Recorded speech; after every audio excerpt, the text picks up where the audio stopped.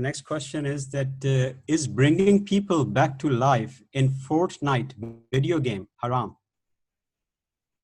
Wallahi, these video games are not realistic. So killing them and bringing them to life usually has nothing to do with reality, because you see people flying. So we will ask, is flying halal?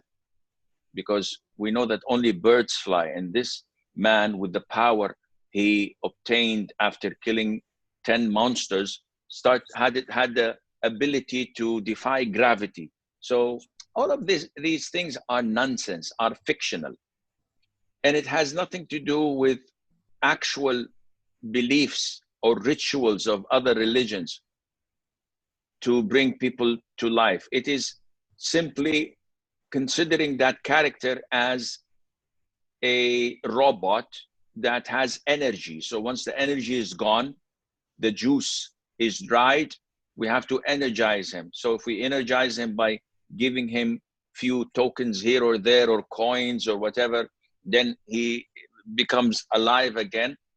It seems it's a silly game, but it has nothing to do with shirk. By saying, oh, look, your son is giving life to the dead. So, excuse me? I'm the one who killed him in the first place. So I wouldn't go to that level of saying that it is haram. However, I believe that all video games are a waste of time. I personally do not endorse it. I do not do it at all. Wallahi alhamd, with the grace of Allah Azza wa Jal. And I don't see it fit for people to play such games.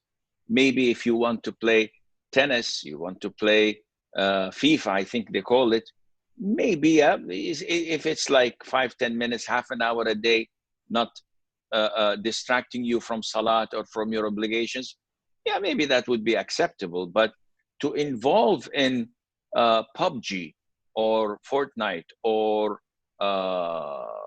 other thing that deals with stealing cars, I don't know, auto something, I don't know. These games have bad influence over the person without him knowing it. When you occupy your day 2 to 3 hours with violence, so the minute someone comes to you, you grab a big knife and you switch it into an AK-47, you switch it to an M16 or to an Uzi or to a grenade or to a rocket launcher, or what is this? We're talking, and boom, you kill the person. This, with time, develops to be aggressiveness.